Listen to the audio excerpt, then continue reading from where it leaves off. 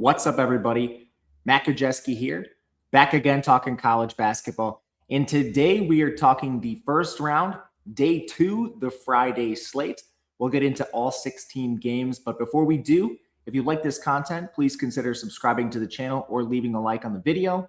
Even if you just leave a comment, something small like an emoji or a thank you, those things go a long way in helping us grow. So thank you. I sincerely appreciate any of that and all of the support. We will be talking sides or totals during the breakdowns. If you or someone you know has a gambling problem, please call or text 1-800-GAMBLER. All right, it's the Friday slate. We are mostly going in chronological order with the exception of those games that had plans. Just did those last to get myself ahead and save a little bit of time here. So we'll go to the top of the card. Kentucky, Santa Clara. Kentucky is a 3-point favorite, and there is a 160-point total in this game. Only major injuries are on Kentucky, nothing new. Jalen Lowe and Jaden Quaintance have been out for quite some time. Santa Clara is healthy. This is an awesome game aside from the spread. Kentucky is ranked 28th in the country. Santa Clara is ranked 35th. We're using KenPom for those rankings. They're just a little more accurate than some other sources. Kentucky comes in 21-13. They played the much better strength of schedule, 6th in the country, but they've been up and down throughout that. They took a loss to Missouri. They've lost to 5 teams ranked 30 or lower. They do have 5 top 25 wins, including St. John's, Tennessee, a pair of times, Arkansas, and they've played some pretty close games against Florida. That was a single-digit game 3 times over.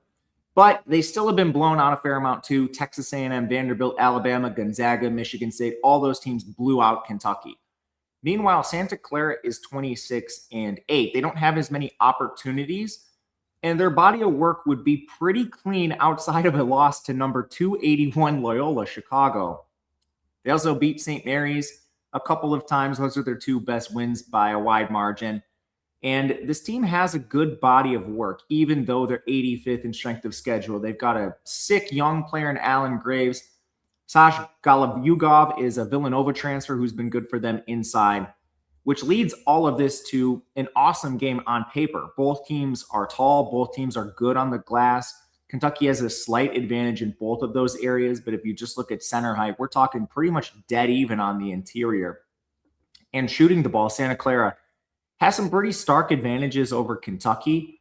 They're a better inside shooting team. They take a lot of threes, where they are 126th in three-point percentage. That's the harder path to scoring on Kentucky, who is a bit weaker inside when you can attack like Malachi Moreno rather than the Otegaoways and Chandlers of the world for this Kentucky defense.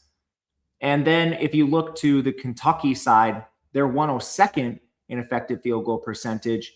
Kind of middle of the pack everywhere, but there is a pretty big weakness on Santa Clara defensively. They're 244th defending the interior, which could be a problem in this game. As far as the periphery goes, Santa Clara forces a lot more turnovers than Kentucky. Kentucky's pretty good with the ball. You're not seeing a lot of turnovers there with like Otegaoways running the show. Fouls do not project to play a major role in this game. Santa Clara can occasionally get into foul trouble, but it is more of a stylistic preference for them. They play a deep bench. So some of this is just they're trying to play aggressive. And Kentucky's 177th on the free throw line. They're not exactly a team I'm really that worried about just burying me from the stripe. So ultimately, there's quite a few advantages both ways, which suggests this is a fairly evenly matched game, which I tend to agree with. When you go to the model, we currently make this number, Kentucky 80.8, Santa Clara 79.7. So pretty clearly a game where there is some value on Santa Clara mathematically for us. And that extends year long, last 6 weeks for both of these teams, showing value on the Santa Clara side for both of them. My only major concern is outside of the St. Mary's games, this Santa Clara team has struggled when stepping up in competition, but ultimately they have the bodies to get this done here, maybe even win outright. Wouldn't hate a sprinkling on the money line. And if you were interested in any of our projections, we have a score projection for every single game. That means anyone interested in sides and totals, this could be of use to you. We also do player props. We project minutes, points, rebounds, assists, steals, blocks, turnovers, whatever you can think of, it's there, including teams like Prairie View A&M. They're offering props for those teams, and if they're out there, we're going to project it. That's all in the Discord. The link is below in the description of the video. There are options for 1 week for those of you just really interested in this first weekend, or we have a monthly option, which basically has you covered all the way through the national championship for those of you that just really like March and early April. But thank you for listening to the self-promotion. Let's move on. Texas Tech, Akron. 7.5 point spread in favor of Texas Tech, a 156.5 total. This game has a lot of good pacing. These teams are sort of a mirror of each other, with Texas Tech just being a little bit more athletic across the board. They did lose JT Toppin, which is why they're underseeded in the bracket, why the spread is so close in this game. But ultimately, they're still number 20 in the country, and they went 3-3 without JT Toppin. They lost their last 3 games, but those were to pretty good teams. TCU, BYU, Iowa State, 2 of those are in the top 25, all of them in the tournament. And they also beat Kansas State, Cincinnati, and Iowa State in that span. Yes, they played Iowa State twice in the last 6 games. But that's what they did without Toppin. So it's a little bit up and down, to be expected. He was a first-team All-American. Akron is 64th in the country. They're 29-5. They played a couple good games this year, losing to Purdue 97-79. They lost to Yale by 3. And they played Miami, Ohio close. That was a 3-point game that they lost on the road. They do not have a win higher than number 130 Toledo, which is a bit of a problem. The MAC was the 17th power-ranked conference, and Akron's schedule individually was 236th. They don't have a lot of like high major players that came down. Evan Mahaffey would be the one guy to look at. He was an Ohio State transfer that came to play for Akron. But the stylistics in this game, it's just kind of tough on paper when you're facing almost a clone. Now, Texas Tech, one thing they changed is they've begun to go very slow. They have dropped their tempo from 2/30th to 3/30th. That's basically the result of losing JT Toppin. So they weren't a deep team before that, but now they have almost zero depth. It's basically Bamboye, Watts, and the guards, led by Christian Anderson. He's going to play all 40 minutes if this remains close. So the slowing tempo does make some sense, but you still have 2 high-powered offenses. Both are top 25 in effective field goal percentages. Both of them take a million threes. Jalen Petty, Christian Anderson, this team for Texas Tech is going to light it up. Conversely, Akron is going to do the same exact thing. And this Akron team on paper is a bit smaller. They are one of the smallest teams in the country, basically playing 4 guards at all times. But I'm not sure it's going to be enough when you just look at like Tavari Johnson, Armani Lyles. Both of them are 38% three-point shooters. Shama Scott's at 42%. Bowen Hardiman, is at 42% as well. He's another Ohio State transfer, just doesn't play as much. So there is a lot of shooting for this team. But the main difference to me in the game comes to the defensive end. Texas Tech's 27th. Akron's 103rd. And we talked about both teams shooting a lot of threes. Akron's 251st in three-point defense. Texas Tech's 47th. So it just matches up in a way where Texas Tech should have more success. Peripheral stats, Akron forces more turnovers. That should not be a major factor. Neither team really turns it over that much. Neither team fouls either. So this is kind of just one where three-point variance is definitely going to play a role in this game. So it's kind of the spot where I could see Akron either pulling off the upset entirely or losing this game by 20 points. As far as what the model has this projected, we currently have this Texas Tech 82.7, Akron 74.4, which is a little bit of value on the Texas Tech side. Admittedly, I don't know where this line is going to move before tip-off, so I'm just going to pause and see if we can't get like a 7 or something, which might be out there eventually. But we'll probably end up on something with the Texas Tech side. And just for reference, we list picks when we're not actually betting games. Me and my friends do this tradition every year where we go to the casino and basically have at least some action on every single game. So when you see pick, just know I'm probably going to end up playing that as far as this slate goes specifically, adding a little more action than typically. Arizona LIU, sorry about the Sharks here. No fins up for me. Arizona, 31-point favorite. 151 total. Both teams are healthy. Arizona is the number 2 team in the country. They've only lost twice this year by a combined 7 points to Kansas and Texas Tech. They've played 5 games with teams ranked similarly to LIU, and LIU is 216th in the country for reference. The average margin of victory in those games, those 5 games, 30.8 points, almost exactly 31 points, which is nuts. LIU is 216th. They won the NEC to get here. This team played a couple teams at the top, towards the top, I should say. They played number 89 Notre Dame, lost by 22. Played Illinois, lost by 40. Played Mississippi State, number 99, lost by 4. And played Georgia, who's 32, lost by 15. So kept these mostly close outside of Illinois. Unfortunately for LIU, Arizona and Illinois are closer, far closer than like Mississippi State. They also played Winthrop to OT. With that said, this team lost to New Haven at 328. They do have a Malachi Davis on their team. He's an Arizona State transfer, but I'm just not really sure it's enough to even cover the spread in this game. There's a couple reasons why. First of all, Arizona, the length is going to make things tough for LIU. The one team that they played with a ton of length in Illinois beat them by 40 points. And that's partially because it's harder to get off shots. So this LIU team, they don't really do a ton of stuff well, but they're okay shooting threes. Not very good on the inside. But even on the perimeter, going up against Braden Burries and Jaden Bradley, that's a pretty long lineup that you have to find avenues to shoot over the top. You're not going to get anything on the glass. Arizona's 6th. You're not going to get anything inside with Krivas. They're number 2 in interior defense. So it's just kind of where are points going to come in this game? And a lot of people will bring up backdoors and spreads like this. Arizona is very deep, very deep. They're basically bringing guys like Awaka and Del Orso and even Dwayne Aristote off the bench. So yeah, if we get Koa Pete sitting for a couple extra minutes, the drop-off is not as drastic as some other teams. 31 points is a lot, but to be honest with you, probably going to lay it. Just no real incentive to right now. If it comes down, great. If it moves to 32, what's the real difference to me? I don't think backdoors are really live in this game. So it's a Wildcats or pass. I know it's a little bit greasy, but that's what we've got. Virginia, Wright State. 18.5 point spread in favor of Virginia. 145 total, pair of healthy teams. Virginia's 13th in the country. They did take a couple bad losses outside the top 50 to Butler and Virginia Tech. But this team has played 4 teams ranked similarly to Wright State with an average margin of victory of 16.5 points, which is a little below this spread.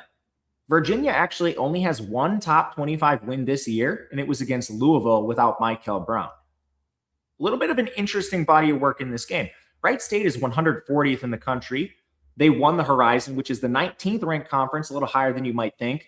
This team played Cal, only lost by 10, lost by 25 to Butler, but they also played Miami, Ohio to 7 points. Now, none of those teams even approach Virginia's rank, but those are the top 100 opponents that Wright State has faced. Their best win is against Oakland.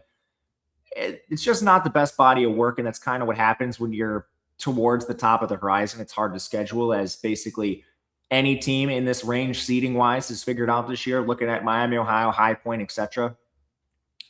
But the stylistics in this game, of course, Virginia is going to have some very stark advantages inside.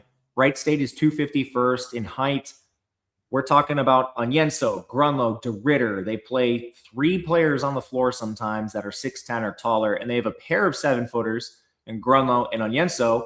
Onyenso is one of the best shot blockers in the country. Basically, that is erasing the paint, which is a problem for Wright State because Wright State wants to score at the rim. This team is 301st in 3-point attempts. Now, they're not bad at shooting threes. They actually are 49th in 3-point percentage.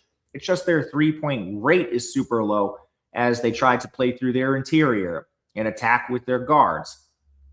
So I'm a little bit worried for that reason specifically. They don't have a single player above 40% from 3. The best one's Solomon Callahan.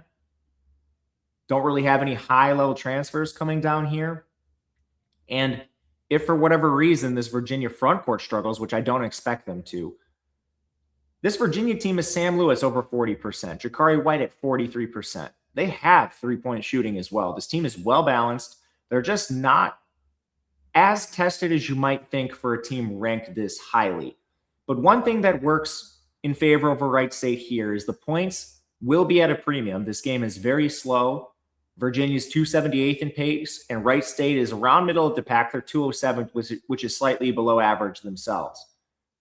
So the value of the point here does make some sense with Wright State. This is not one that is my favorite play on the card, not one we've played yet, but we're showing some value on Wright State. The model has this 81.6 to 64.7, still in favor of Virginia, of course, but that's a lot closer than you might think, which has me pretty tempted on the Wright State side, as gross as that is. The projection on this is 16.9, so it's close to 2 points there. Over could make a little sense. The main worry I have is just Virginia's rim protection being so good. Iowa State, Tennessee State. All right, here we go.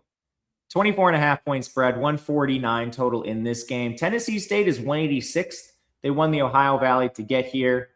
Couple weird losses for them. They didn't play a lot of teams ranked at the top of the board.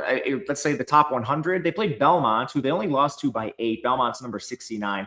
And they played Tennessee, number 16. They lost by 29 in that game. But they do have 3 losses outside the top 300. One thing that's very interesting is this team beat UNLV. UNLV is a number 104 team in the country. That's their only top 200 win. But kind of a streaky body of work for Tennessee State. They do have Dante Harris on their team, formerly of Georgetown and Memphis.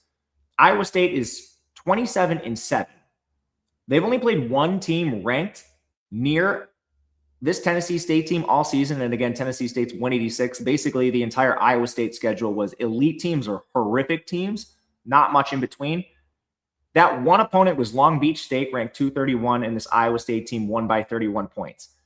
And kind of a staple of the TJ Otzelberger era is they just absolutely demolish these teams that are below them. We've seen them do it in the tournament as well. So that is a risk. And basically, if you're trying to find stylistics, they're few and far between for this Tennessee State team, who plays a small lineup at 253rd in effective height. Their center is really small. I mean, we're talking 322nd when you isolate for just the front court. So you're looking at a major disadvantage for them down there. It's big. I mean, they're 4 and they're 5-man. Carlos Williams is 6'5". Jalen Petry's 6'8". Now, Iowa State is moderate in height. They still are going to have to figure out a way to stop Joshua Jefferson, Blake Buchanan, and then they're longer on the perimeter too with Milan Momcilovic, their shooter, at 6'8". So that's the first problem. Probably not winning the glass against Iowa State. I would be shocked if that's the case. Iowa State is a vastly better shooting team. Outside of just using Jefferson as a big man hub to pass, like Momcilovic is a knockdown shooter. There's just more options than Tennessee State, who's 232nd. And this Tennessee State team kind of relies on turnovers. They do not have the turnover margin in this game. First of all, yeah, they're 24th in turnovers forced, but Iowa State doesn't turn it over. Conversely, Tennessee State will, and Iowa State is 4th in turnovers forced, with Lipsey and Torrey being really pesky on-ball defenders. Basically, nothing in this game favors Tennessee. Pace is slowing down, especially for Iowa State. And the model has this a little closer than you might think. Coming in, Iowa State 83.6 to Tennessee State 62.4. So that gives you basically 21.5 points. With a track record of Otzelberger, I'm far more likely to play an Iowa State side here than anything else. And maybe we'll just go to an Iowa State over team total. Some of those markets aren't quite out yet for me, but those will be in Discord if we end up playing them. It'll be something on Iowa State, whether that's a Tennessee State team total under or an Iowa State team total over, something like that. That could be in the cards as well. Alabama Hofstra, 12-point spread in favor of Alabama, 159.5 total. No Aiden Holloway as he is away from the team after his arrest. Alabama's 18th in the country. Pretty good body of work. They've played 6 teams ranked similarly to Hofstra, who is number 89, and Alabama has won by an average of 25 points. So, yeah, there's a lot of opponents. There's a couple in the SEC that are near this rank, too, like South Carolina's down there. And Ole Miss is a little better, I suppose, but like Mississippi State's down there. And then other teams, like this team played UNLV, Maryland. A lot of these games were at the beginning of the year. But one thing that has remained constant is Alabama's kind of been a turnstile of their starting lineup. One guy's in, one guy's out. That just because Holloway's not going to play here, they've kind of been below full strength the entire season. Now, Hofstra, 24-10, they won the CAA, which is the 16th ranked conference in the country. They lost 3 times outside the top 200. They've really only played one team close to Alabama, and that was UCF, who is 54th, but that was a 4-point loss. They did beat Pittsburgh and Syracuse, but back end of the top 100 there.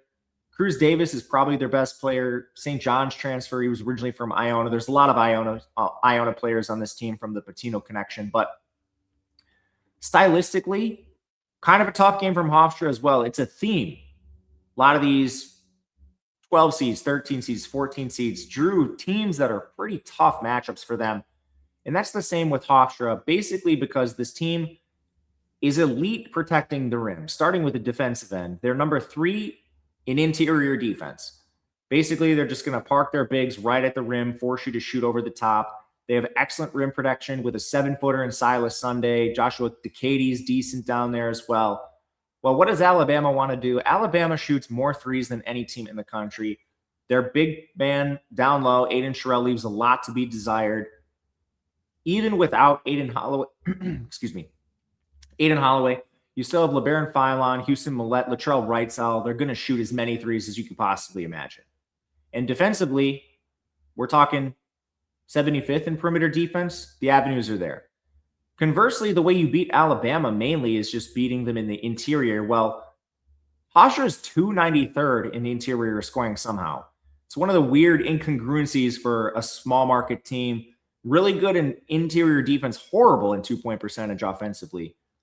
The boards should be relatively even. Hofstra's a bit taller on the inside when they play Sunday, but that's probably more than likely a neutral matchup given Alabama in the SEC versus Hofstra in the CAA. Turnovers favor Alabama. They're just more secure with the ball. Fouls favor Alabama. You're getting about 1.5, 2 points because of this Holloway news. I tend to think Alabama rolls over Hofstra, but that is in disagreement with what the model has. We actually have this 85.8 Alabama, 74.3 for Hofstra, which suggests this is more than likely an 11.5-point spread than anything else. There is the chance that I'm overrating Holloway, which is why I think maybe there's still some value in Alabama. But ultimately, this is a tricky number and one that's pretty efficient. So we're going to wait and see where this goes throughout the day before we get to tip-off. Villanova, Utah State. Interesting 8-9 matchup. Villanova, 2-point underdog. Total is 147. We lost Matt Hodge for Villanova. Now they are kind of getting more and more banged up as the season goes on. Have lost a couple players. They are 33rd in the country with a weird resume playing in the Big East. Basically, that Wisconsin win is doing all of its work. They won in overtime. That was in Milwaukee, so like a semi-away game for them. But that's their only top 50 win. I mean, that leaves a lot to be desired. Not to mention they have losses to Creighton and Georgetown outside the top 70. They played some games close, like BYU, they lost by 7. They played UConn twice, losing by 8 and 10. But the strength of schedule is 67. We just haven't seen them play a lot of high-end teams. When you get to Utah State, it's kind of similar. This team has a couple bad losses, dropped 2 games to UNLV, USF, San Diego State, but they also beat VCU and they beat San Diego State twice. So the resume is comparable at the very least. Neither of these teams have actually played the level of competition you might think. But anyway, Utah State is a much better shooting team than Villanova. They're 14th in effective field goal percent, and they're balanced. 11th in interior scoring, 107th from 3. Villanova is not very good on defense anywhere in the half court. They kind of live through their turnovers, forcing turnovers, that is, and that's why their number is elevated up to 38th, but they're 163rd inside, 174th on the perimeter. Utah State has a lot of ways they can beat you. MJ Collins is having an excellent season for this team, but it's not just him. There's a lot of shooters on the floor. Outside of Collins, you have Fauslev. He's at 41%. Kobe King's at 38%. And then on the interior, they go like 4 deep. So they have a number of players they can play through fouls if necessary. Meanwhile, Villanova is a weird team, especially when you look at them on offense. They're going to take a lot of threes. They're pretty good at shooting them. Utah State's a little worse in three-point defense, which needs to be noted. But you're just working with fewer players for Nova as time goes on. No Hodge does hurt them. And inside, it's basically just Duke Brennan on the perimeter. Devin Askew shooting 41%. There is a drop-off after him. Next highest is at 36, and that was Hodge. So you go down to like a Tyler Perkins at 36%. Basically, there's a lot of micro edges in this game for Utah State, just small on the margins. And I don't think the strength of schedule is as vast as maybe some other people do. Mountain West to Big East. It was the worst season we've seen for the Big East in quite some time. So I actually think there's some value on Utah State here. When we go and look at the model, we had this projected Villanova 73.8, Utah State 75.3, and the number was originally 1.5. That is the number I played. There are twos out there. There are 2.5s out there. Without Hodge, I think you could even make this closer to 3. So this is one I think is pretty interesting and one you can take at a number that's still pretty reasonable with a 2. We took Utah State. Okay. Clemson, Iowa. 2-point spread in favor of Iowa. 129 total in this game. This is the definition of you maybe went a little too hard in the morning, need your Friday afternoon nap. This is prime time here. This is kind of the race to 60 points might win this game.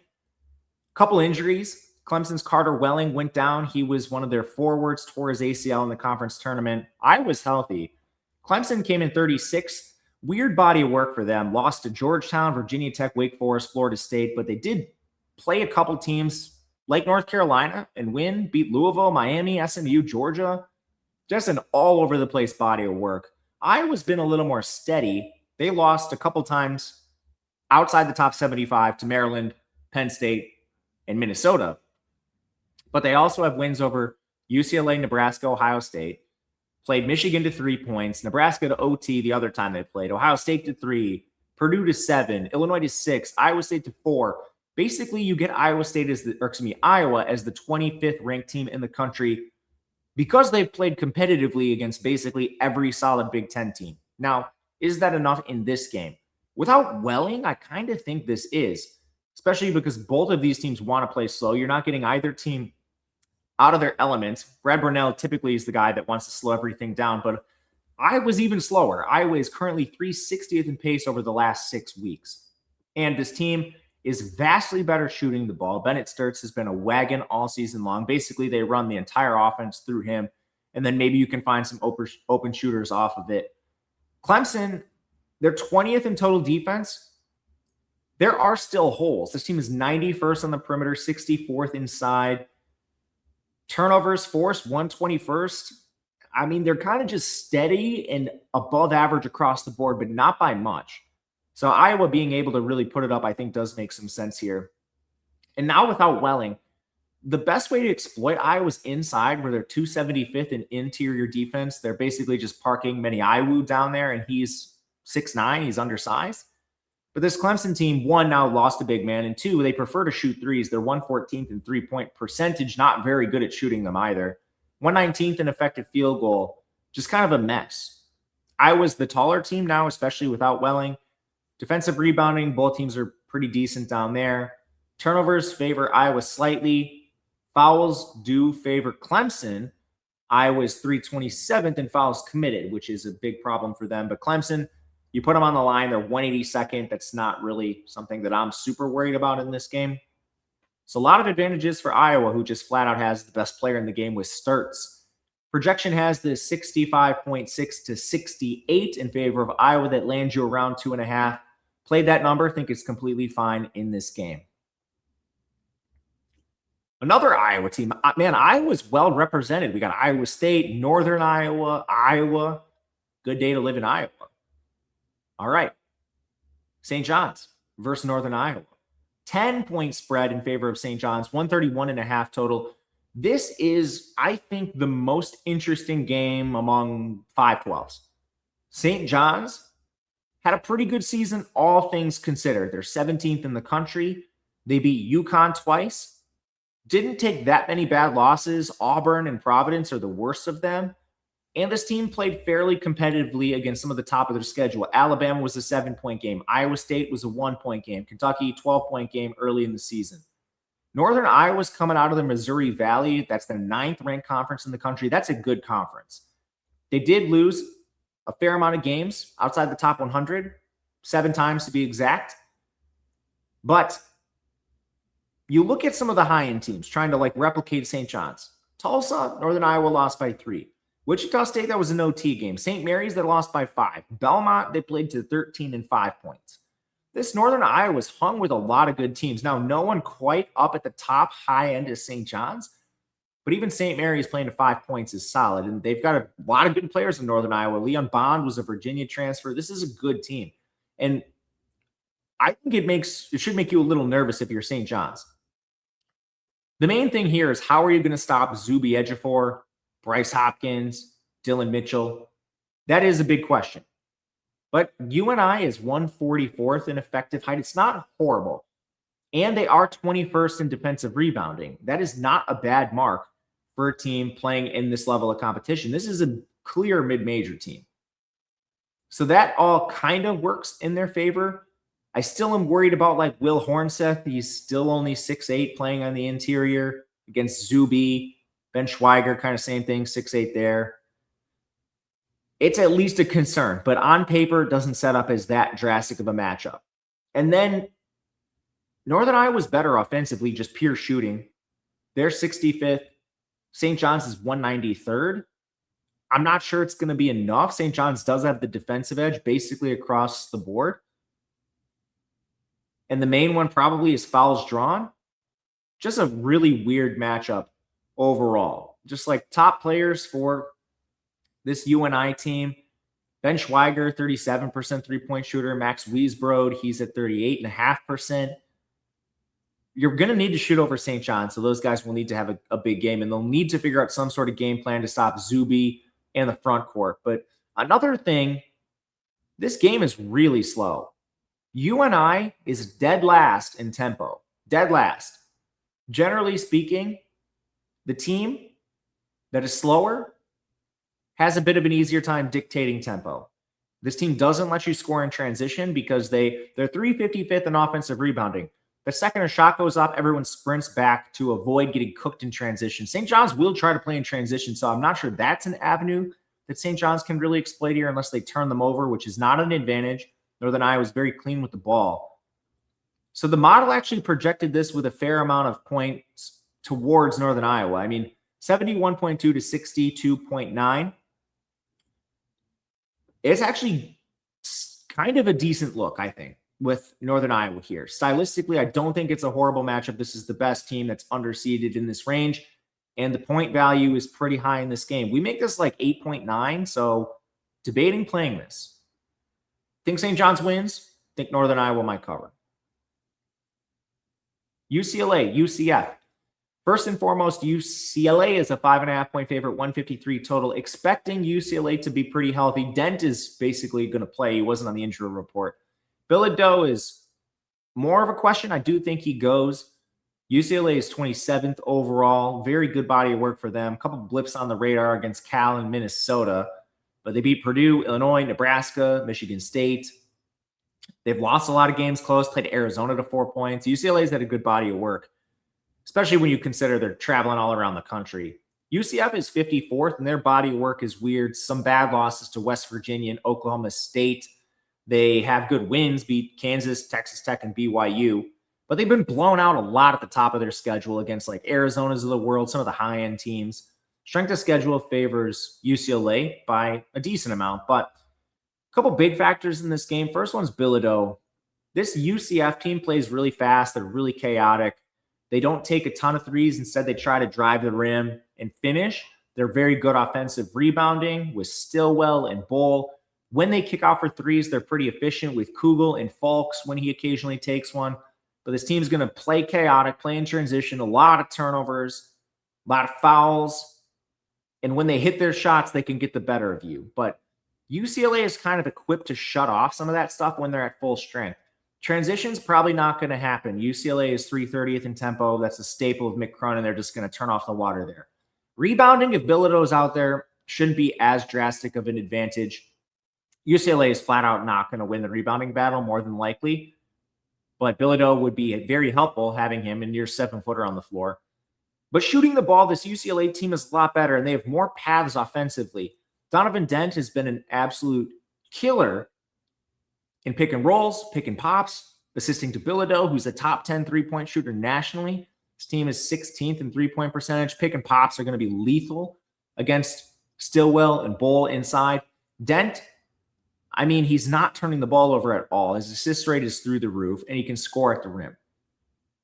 UCF is really bad on defense. They're outside the top 180 in both interior and perimeter defense. They don't force any turnovers. UCLA will. It's just a pretty bad matchup for UCF on paper, assuming UCLA is at full strength, which I do think they are. Everything seems to indicate that. We took a UCLA minus 5.5. Current projection has this 80.9 UCLA, 74.5 for UCF. So we're playing the Bruins here. Purdue and Queens. 25-point spread in favor of Purdue. 163 total in this game. Both teams coming in pretty healthy. Purdue off that crazy Big Ten championship run. And now, as a 25-point favorite, we got to ask, what's the likelihood they cover a spread like this? Because they've only played two teams near Queens all season long in terms of ranking. Queens is 182nd. They beat Oakland by 10 points, but that was the second game of the year. If you remember, they were sitting guys out. Trey Kaufman-Renn did not play. And then later on, they beat number 158 Kent State by 41 points. So kind of two differing results. Queens is 182nd. They won the ASUN as their third best team. The ASUN was the 24th ranked conference. This team has a couple really bad losses outside the top 250. But they played some high-end teams. The non-con was hard. They played number 33 Villanova, lost by 20. Played number 13 Virginia, lost by 25. Played number 76 Wake Forest, lost by 38. Played number 15 Arkansas, lost by 28. Played number 38 Auburn, lost by 42. So we're talking margin of defeats of 20, 25, 38, 28, 42. And they're nearly allowing 100 points in these games. Like, they're getting absolutely blasted. They don't have any notable transfers. The defense just can't stand up to high-level competition. The one maybe factor in favor of them is pacing, and it's not even something they control. Purdue's just playing very, very slow, and they probably will in this game. But, I mean, this Queens defense, believe it or not, is 316th overall. Giving up those totals, that should come as no surprise. So first things first, Fletcher Lawyer, Braden Smith, Trey Kaufman-Renn, Oscar Clough. This team will score as many points as they want. Can Queens keep up? And I think the answer is maybe. Queens is 15th in effective field goal percentage. Purdue is definitely not good on defense by any means. And Queens has some players that can potentially score for them. It kind of comes down solely to level of competition. How well do you think Queens scores in these games? Because Carson Schweiger, 42% three-point shooter. Maben Jabriel, 45%. They have good shooters. This team put up 74 against Villanova, 69 against Virginia, 73 against Wake Forest, 80 against Arkansas, 65 against Auburn. That was the one game against elite competition they didn't at least do their part. So back doors may be open in this game. I put Purdue on the screen at a 25. But what I would rather do, honestly, is just play a Purdue over team total. Again, some of those weren't out for me yet. Yeah, pacing is not going to be good, but I'm not sure it matters with his defense. Purdue might be up at like 1.3, 1.4 points per possession in this game if they want to. So all things considered, I think you could look at a Purdue over a team total. That would be my preference. Kansas and Cal Baptist, really fun game here. Kansas is a 14.5-point favorite against Cal Baptist. The total is 138. And Cal Baptist went on that crazy run in their conference tournament to get here. Kansas, meanwhile, is 21st in the country. They've played 6 opponents near Cal Baptist, who ranks 106. Kansas' average margin of victory in those games has been 17.5 points. Now, Cal Baptist is 106. They've lost outside the top 153 times, the worst of which came to Tarleton. But they have 2 top 100 wins. They beat Utah Valley a pair of times. Now, a couple teams they played at the beginning of the season, Colorado, who's number 70, they lost by 8 points. And then they lost by 31 to BYU, which is it's a big concern for me here. It's the major concern I have is fellow Big 12 opponent absolutely blasted them. But those were the only two notable opponents. So in this game, I took Cal Baptist, and a couple of reasons why. The height discrepancy you see on the screen, I don't think it's as drastic as these numbers indicate. 24 to 312. Dominique Daniels is like 5'10 playing point guard. He brings their height down so far. On the interior, just looking at the 4 and the 5, Cal Baptist is 41. Kansas is 49. Thomas Ndong, he is an Oregon State transfer, 6'10. He's going to play down there. And you also have Jonathan Griman, he's 6'11". Bradley Hennigy is 7 feet. They have multiple really tall guys. It's just like you got to get over Dominique Daniels being 5'10 at point guard. Now, is Thomas Ndong like as talented as Floyd Budunga? Absolutely not. They're not going to win that matchup. But do they have potentially the size and the bodies to limit him and limit Tiller, who got benched recently? Yeah, I think so. They have 3 guys on their team that are 6'10 or taller and all play significant minutes. So that's the first step. Then, can you defend Darren Peterson and company on the perimeter? Almost definitely no, but they will try to slow it down at least to some degree. And I don't know if they'll have success. Melvin Council is very hard to slow down in transition. But ultimately, this team's not bad on the glass. They're 11th in offensive rebounding. They can't shoot at all. 302nd in effective field goal, which that's absolutely terrifying, laying points or taking points with a team that can't shoot at all. But the other thing with the offense is I think they kind of know this. They don't take any threes. They're 327th in 3-point attempts per game. Basically, just get as close to the rim, throw up a shot. If you don't make it, try to board it. In Kansas, they're 172nd in effective field goal percent. It's not like they've been a good shooting team either. Darren Peterson has regressed significantly. Melvin Council, I don't think, was ever particularly good, even though he hit like 11 threes or something in that game earlier this year. Turnovers don't project to play a major role. Fouls either.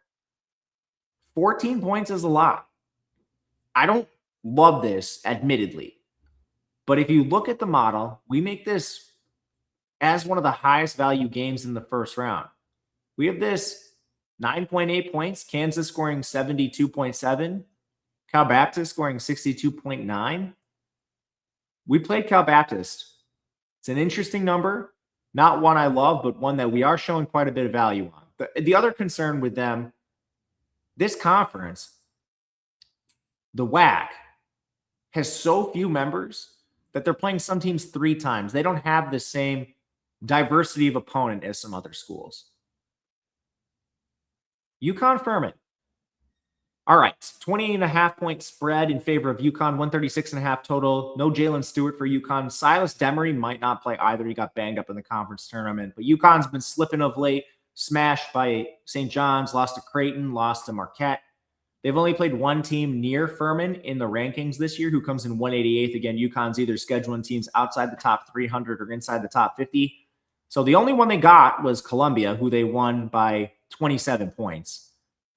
Furman is 22-12. They won the SoCon, lost to a couple teams outside the top 300, lost to High Point by 26, lost to Northern Iowa by 16. Those are the only top 100 teams they played all year, but this team has some talent. Tom House is from Florida State. Asa Thomas, their best shooters at 40% from 3. He's from Clemson. So a bit of talent here, and Furman plays a tall lineup at the very least. Is that enough to stop Terrace Reed? My argument would be no. But Furman is 5th in effective height. They're still 134th on the interior, but this team is pretty good on the glass. They're at least going to challenge UConn inside, who's not a very physical team, and Terrace Reed still hasn't quite figured out how to play basketball. Sometimes he's awesome, double-doubles, and he'll score 20. Other times he's just can't keep his hands to himself and is on the bench 2 minutes into the game after 2 fouls. So that's not a neutral matchup, but maybe not the advantage for UConn you'd think.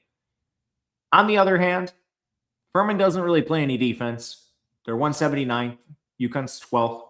That's a major advantage for the Huskies. Turnovers vastly favor UConn. Furman's 255th in turnovers committed. They can't keep the ball in their own hands. And I'm waiting for this UConn team to play up to their potential. I don't know what the deal is with them. It's just kind of been a mess of a season. Now, they've smashed the only team they've played down at this level of competition. But do you trust UConn? Do you trust Solo Ball to shoot better? Do we trust Braylon Mullins? I don't really. I also don't think it's going to take a lot to beat Furman, who basically is one shooter on their roster. So when it comes down to it, the model has this 78 points for UConn, 59 points for Furman. It's right around 21. Excuse me, it's right at 19. But if you want something, we do show a little value towards an over, 136.5. Now you have to come into this knowing pacing's not the most favorable. UConn has dropped to 328th. Furman is down to 272nd. But there should be some offensive efficiency. We'll see where it goes. Not my favorite game, admittedly. Miami, Missouri. Miami's a 2-point favorite over Missouri with a 147.5 total. Two teams that play extremely, like the same basketball, basically. Miami's 31st. A couple bad losses for them. Florida State, Cal, they do not have enough. They have one win in the top 25. It was against Louisville without Michael Brown. They have 4 top 50 wins all year. And interestingly, like among those 4 top 50 wins, you get Louisville, no Michael Brown. You get SMU, no BJ Edwards. You get North Carolina. That's the game Caleb Wilson broke his hand. So, I mean, there's some holes to be poked here. Missouri's 52nd. A couple bad losses. Notre Dame was egregious. But they also have 3 top 25 wins. This team beat Florida and Vanderbilt. They got blasted mainly early in the season. That's when they took some of those bad low-level losses, and they got annihilated by Illinois and Kansas. They have since improved. Now, when they play good teams, they're either losing by single digits or actually giving them a game. So I'm not sure what flipped for Missouri, but it's a lot better. But basically, this game comes down to Malik Renault versus Mark Mitchell inside. Ernest Uday. I mean, the front courts of these two teams are elite. Neither team shoots a lick of threes. Neither team, they're actually both pretty good at shooting threes. Miami's 137th in three-point percentage. Missouri's 113th in three-point percentage. But both teams are basically top 250 or lower in three-point rate. So what are we doing? Basically, teams are throwing it inside, driving to the rim, trying to take high percentage shots at the basket. Well, that's where both of these teams excel on defense. They're both horrible defending threes. They're both elite rebounding teams. So this sets up as, like mirroring styles. It's going to be a very tough game to evaluate. If you look to the periphery, turnovers forced, that drastically favors Miami. Missouri's been reckless with the ball, 268th in turnovers committed. Miami's top 100 in turnovers forced. That's a potential avenue. Both these teams are outside the top 300 in free throw percentage. Horrible at the line. To be honest with you, I'm probably going to play an under in this game. In fact, I am going to play an under in this game. I know it doesn't say it on the screen, but we're going to put this through. 147.5. The model actually makes it a little bit beyond that, but one of the reasons I'm interested in this is Miami has dropped their pace from 145 to 251 over the last 6 weeks. Missouri's at 266 in that span. We've gone from a moderate pace to getting pretty close to a snail here. So we're going to take an under in this game at 147.5. I don't know who wins the front court matchup. I'm tentatively leaning Missouri. The model has it in favor of Miami by 0.5 point, so I can't probably play anything there. Miami, Ohio, Tennessee. Miami, Ohio's an 11.5 point dog. Tennessee is clapping their hands that they get this game and not SMU. Maybe not, though. Maybe not. SMU is a disaster without BJ Edwards, and it appears the committee got duped thinking BJ Edwards would play. I don't know. I've seen some people say SMU would have made it regardless. They had the best resume, but I'm not here to talk about who should be in or should be out. What I am here to talk about is Miami, Ohio winning the game, getting their best win of the year, regardless of BJ Edwards, giving them 2 top 100 wins. But now you go from number 45 SMU and you get Tennessee, number 16 in the country. Only bad losses for them, Syracuse, Missouri. So Miami, Ohio is 88. Tennessee did lose to number 84 Syracuse. They also played Rutgers, won by 25. Mississippi State won by 9. South Carolina won by 19. So the margin's about right on paper. The model has it 80.5 to 68.9, which shows just a touch of value to Tennessee. Why you might be interested in the Volunteers, first and foremost, level of competition favors them. I said that about SMU. Didn't matter. And Tennessee, probably not going to let you get off the same kind of looks that SMU did. Miami, Ohio wants to rain three-pointers. Tennessee is 23rd in three-point defense, 13th in overall defense, a little weaker inside, and number two in rebounding. This team is not going to let you get boards, which Miami, Ohio doesn't really do anyway.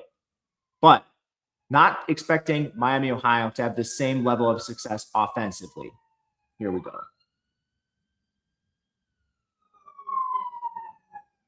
Fire truck today. Fire truck. Haven't gotten one of those in a while. Thank you. But when Tennessee has the ball offensively, I think it actually might be the opposite. Miami, Ohio's offense versus Tennessee's defense, probably looking at decreased efficiency for Miami, Ohio. But Tennessee, 173rd in effective field goal percent. They can't really shoot. Nate Ament and Gillespie are basically their only offensive weapons, but they're facing a horrible defense. Miami, Ohio has been in shootouts the entire season, and they're not tall. And rebounding, Tennessee is a massive advantage. So let's say, first of all, Tennessee's going to get better looks. But even if they still brick them, which is definitely in the realm of possibility, there should be very little resistance on the offensive glass for Tennessee in this game. Really debating laying an 11.5. I think this should be a little wider. The model suggests that as well, not by a wide margin, but something I am debating playing in here. We basically got this Tennessee minus 11.7-ish, something like that. All right. Prairie View A&M versus Florida, 35-point spread, 154 total. Both teams are healthy. Florida's played a couple really bad teams this year. Beat North Florida by 40, beat Merrimack by 35, beat St. Francis by 41, beat Colgate by 30, beat Dartmouth by 22. Prairie View A&M has stepped up a number of times as well. They lost to Wichita State by 43, Oklahoma State by 27, Missouri by 18, LSU by 14, Texas A&M by 29. I mean, you can't really come into this and talk about any advantage that Prairie View A&M might have. They're 299th in height. They're 336th in rebounding. Florida's number 1 in rebounding. Like, you tell me how that's going to go. Prairie View A&M is 315th in effective field goal percentage, playing the number 4 defense. I mean, I won't continue going through this. One thing I'll say, and one reason why you still might be interested in Florida minus 35 is their depth. When you look at Florida, they have a guy on the interior like Micah Hand-Lockton who's playing about 12 to 16 minutes a game. You can give extra rest to Hawk, Condon, Chinyelu. Okay, let's put in Hand-Lockton. Let's see what he's got. He's 7'1". At your guard positions, you can mix in CJ Ingram, Isaiah Brown, Urban Clavshar. These players are not like good in the SEC, but these players would be like the best players on the team for Prairie View. So we are not going to sweat this. We're going to play Florida more than likely. Model has it closer to 21. I'm not buying it. The other thing you could do is just over Florida team total. They're going to score 100 points in this game. So save the best for last. But that'll do it. We'll be back with a round of 32. Thank you guys for watching. If you have any comments or feedback, please leave it below. Otherwise, we'll catch you again next time. Good luck. Enjoy these games. Best weekend of the year.